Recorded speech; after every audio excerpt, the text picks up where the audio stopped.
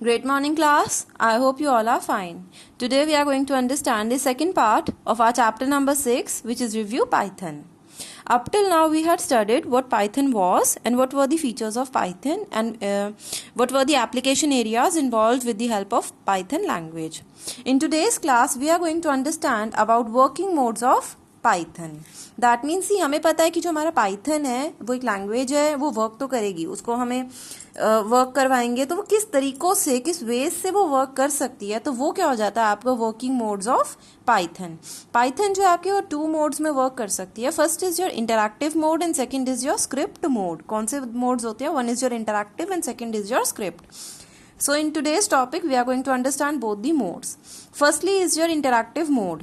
In interactive mode of Python, the interpreter executes the statements one by one. After the first statement is executed successfully, it moves to the second statement. It means that in the interactive mode, the statements are executed line by line, giving the output instantaneously. मतलब इसमें क्या बोलता है कि अगर आपने कोई programme Python के अंदर लिखा है इंटरैक्टिव मोड के अंदर, तो हम एज्यूम करते हैं कि आपने कुछ इस ढंग से अपना प्रोग्राम लिखा. ये फर्स्ट लाइन थी, ये सेकंड लाइन थी, ये थर्ड लाइन थी एंड ये फोर्थ लाइन थी ऑफ योर प्रोग्राम. तो प्रोग्राम कैसे एग्जीक्यूट होगा? पहले वो आपकी फर्स्ट लाइन को रीड करेगा, जो इंटरप्रेटर होगा. इस लाइन को रीड करने के बाद वो चेक करेगा कि क्या इसमें कोई एरर है या नहीं है. If there is some kind of error, तो वो क्या करेगा, वो उसको आपको बोलेगा टू करेक्ट दैट एरर. ठीक है, आप उस एरर को करेक्ट करोगे तो वो फिर उसको रन करेगा. अगर वो ठीक निकलेगा तो आपको आउटपुट मिल जाएगा. सेकंड केस क्या हो सकता है कि आपकी लाइन उसने पढ़ी एंड उसने चेक किया कि जो आपने स्टेटमेंट लिखी थी उसके अंदर कोई भी मिस्टेक नहीं थी, कोई एरर नहीं था, तो उसको डायरेक्टली रन करके आपको आउटपुट दे देगा. After that what it will do is it will move on to the second line. Again same process रहेगा, सेम प्रोसीजर रहेगा. वो उस लाइन स्टेटमेंट को रीड करेगा, अगर एरर होगा तो वो उसको ठीक करेगा, करेक्ट करेगा, फिर उसको रन करेगा. अगर कोई मिस्टेक नहीं है तो डायरेक्टली रन करके आपको आउटपुट दे देगा. और यही मतलब होता है कि ये स्टेप बाय स्टेप एग्जीक्यूशन करता है. ये आपको बोल रहा है ना, लाइन बाय लाइन एग्जीक्यूशन करता है और आपको जो आउटपुट होता है वो इंस्टेंटेनियसली मिल जाता है.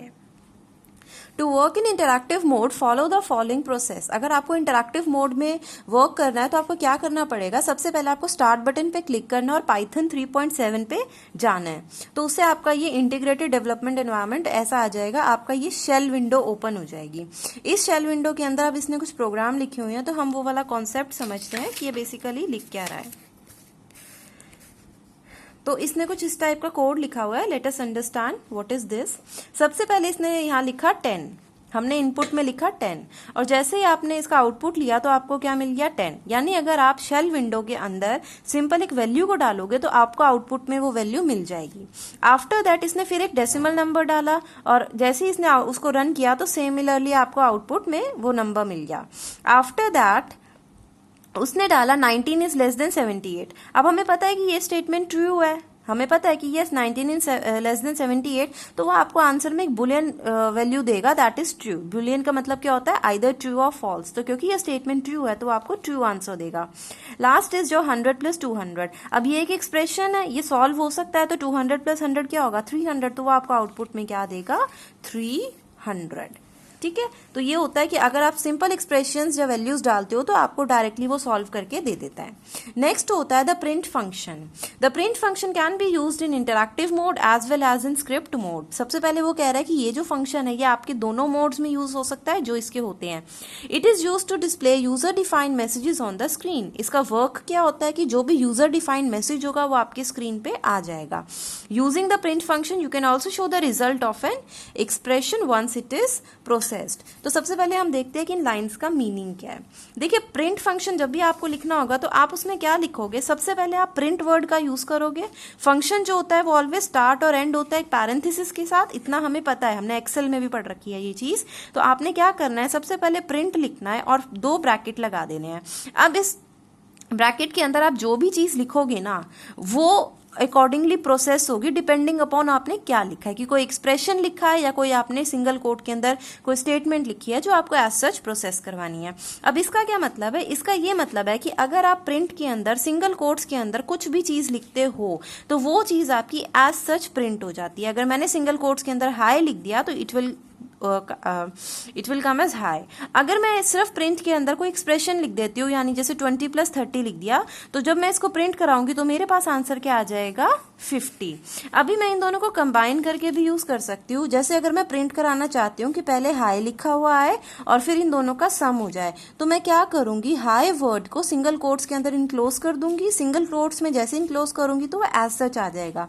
फिर मैं लगाऊंगी कॉमा। कॉमा क्या एक्ट करेगा, एज अ सेपरेटर। इन दोनों के बीच में वो क्या करेगा, एक सेपरेटर की तरह एक्ट करेगा।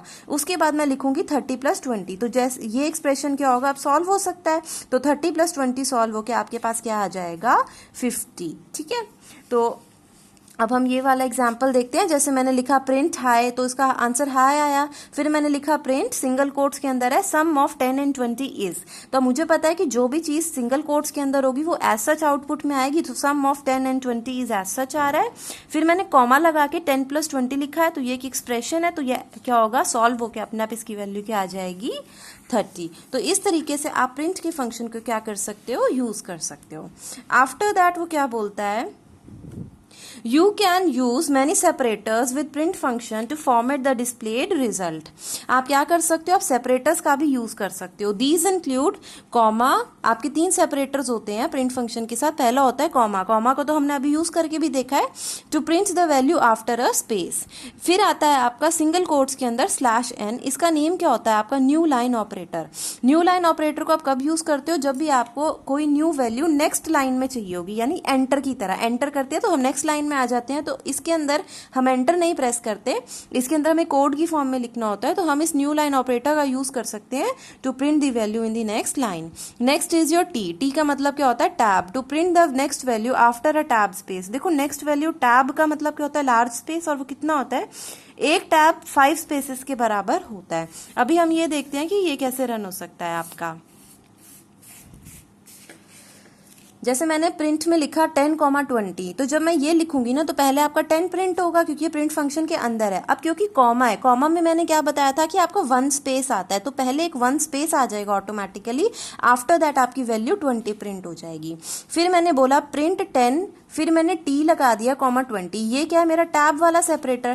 टैब का मतलब क्या था, 5 स्पेस, तो पहले आपका 10 प्रिंट हो जाएगा, फिर इस टी की वजह से 5 स्पेस आएगा, उसके बाद आपका 20 प्रिंट हो जाएगा। लास्ट मैंने लिखा प्रिंट 10, n, 20। अब ये मेरा न्यू लाइन ऑपरेटर है, तो सबसे पहले मेरा 10 आया। न्यू लाइन क्या करता है, एंटर की तरह एक्ट करता है, तो ये कर्सर को कहाँ ले जाएगा, नेक्स्ट लाइन में। उसके बाद क्या आ रहा है 20, तो 20 कहाँ प्रिंट हुआ आपका नेक्स्ट लाइन में।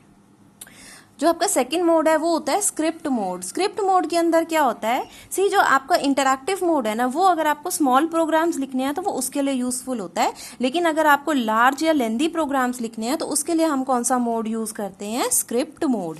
तो स्क्रिप्ट मोड के अंदर आप क्या कर सकते हो, फाइल्स बना सकते हो, और उन फाइल्स को आप सेव भी कर सकते हो और लेटर ऑन यूज में यूज भी कर सकते हो। तो अगर आपको स्क्रिप्ट मोड में लिखना है तो सबसे पहले आप फाइल में जाओगे, न्यू फाइल पे क्लिक करोगे, तो आपकी एक नई फाइल ओपन हो जाएगी। उसके अंदर आप अपनी सारी कोडिंग करो, और फिर फाइल में जाके जैसे ये सेव का ऑप्शन आपको यहाँ दिख रहा है, इस पे चले जाना। ठीक है, जैसे ही सेव पे क्लिक करोगे तो save as dialog box open होगा।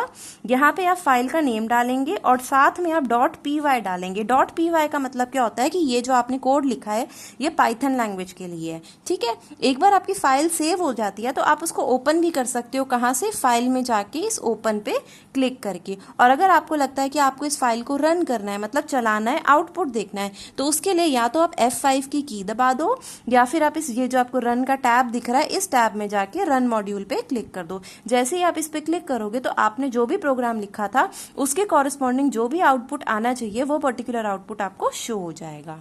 तो class, I hope you have understood today's topic. Thank you.